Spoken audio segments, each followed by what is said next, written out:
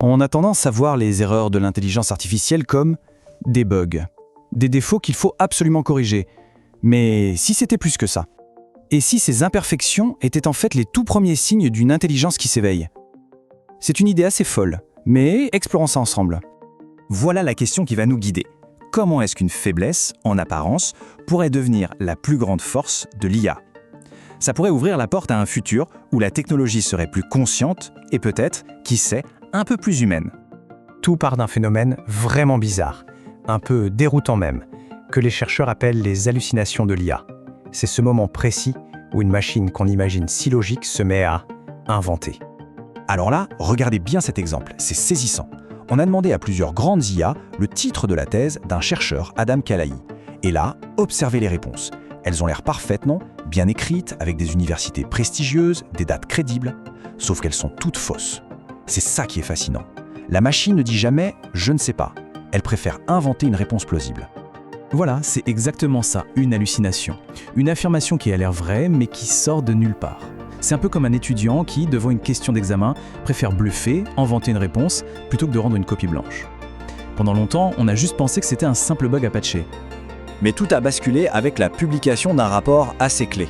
Un document qui, sous des airs très techniques, cachait en réalité une petite révolution philosophique sur ce que c'est, au fond, l'intelligence.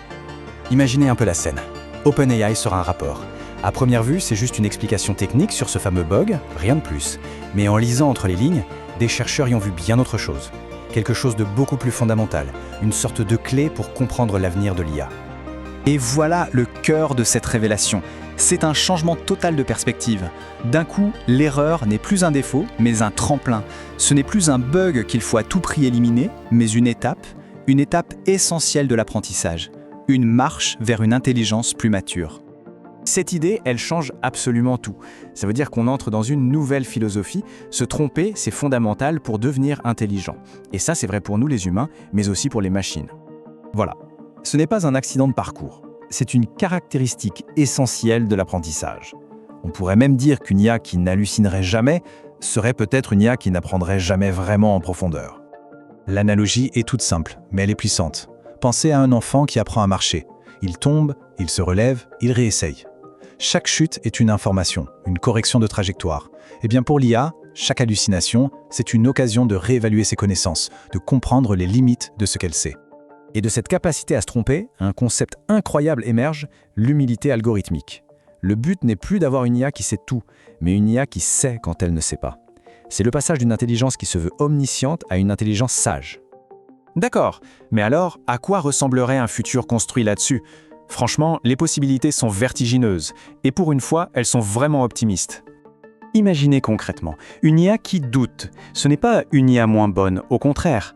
C'est une IA plus sûre, plus fiable, plus éthique. Ce n'est plus un oracle infaillible, mais un véritable partenaire de confiance. Un partenaire qui collabore avec nous au lieu de chercher à nous remplacer. Et ça change tout. La question devient très pratique. Si le doute est si important, comment on l'enseigne à une machine ? La solution est à la fois très simple et très profonde. En fait, le principe est simple. Il faut changer les règles du jeu. Pour l'instant, on entraîne les IA à être des bêtes de concours. Elles sont notées en mode tout ou rien, donc ça les pousse à bluffer pour avoir le meilleur score possible. La solution, c'est de revoir complètement nos méthodes d'évaluation. Il faut commencer à valoriser l'honnêteté, récompenser un je ne sais pas bien placé plutôt que de punir l'incertitude. Et ça nous emmène bien au-delà de la simple correction d'un bug technique. On n'est pas juste en train de perfectionner des machines, on est peut-être en train de redéfinir notre relation à l'intelligence elle-même. C'est une jolie façon de voir les choses, mais c'est surtout très juste. Chaque erreur, c'est la preuve d'un effort. C'est le signe d'une intelligence active, une intelligence qui trébuche en essayant d'avancer. Finalement, un peu comme nous. Et on touche là au but ultime. L'objectif, ce n'est peut-être pas la perfection absolue, mais la conscience. Une machine qui connaît ses propres limites est sans doute beaucoup plus proche d'une véritable intelligence qu'une machine qui prétend tout savoir. Finalement, toute cette histoire d'hallucination nous renvoie à une question sur nous-mêmes. Est-ce que le progrès, c'est de bâtir des outils parfaits, sans aucune faille, ou est-ce que c'est de créer une intelligence capable d'humilité ? Une intelligence avec laquelle on pourrait grandir, ensemble ? La réponse, elle est encore à inventer.